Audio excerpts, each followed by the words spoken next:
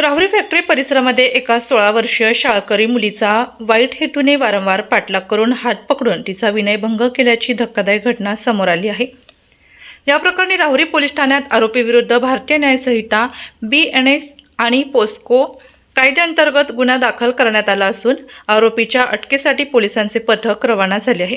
याबाबत पोलिसांकडून मिळालेली माहिती अशी की राहुरी फॅक्टरी परिसरातील रहिवासी असलेली 16 वर्षीय पीडित मुलगी शिक्षण घेत आहे। आरोपी रिशात, पूर्ण नाव माहीत नाही, राहणार अंबिकानगर राहुरी फॅक्टरी, हा पीडित मुलगी शाळेत ये-जा करत असताना तसेच बाजारामध्ये वेळोवेळी तिचा वाईट भावनेने पाठलाग करत होता।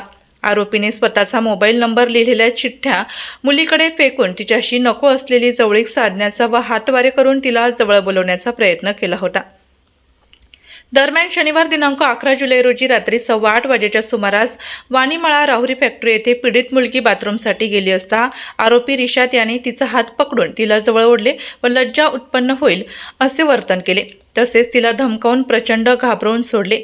या जाचाला कंटाळून पीडित मुलीने राहुरी पोलीस ठाण्यात धाव घेऊन तक्रार दिली। तिच्या फिर्यादीवरून राहुरी पोलिसांनी आरोपी रिशाद विरुद्ध गुन्हा रजिस्टर नंबर 778/2026 भारतीय न्याय संहिता कलम 74, 78, 351, 352 सह बालकांचे लैंगिक अपराधापासून संरक्षण अधिनियम पोस्को 2012 चे कलम 8 व 12 नुसार गुन्हा दाखल करण्यात आला आहे।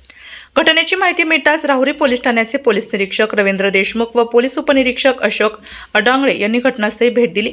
आरोपीच्या शोधार्थ पोलीस पथक रवाना करण्यात आले असून घटनेचा पुढील तपास पोलीस निरीक्षक रवींद्र देशमुख यांच्या मार्गदर्शनाखाली पोलीस उपनिरीक्षक अशोक अडांगळे करत आहेत।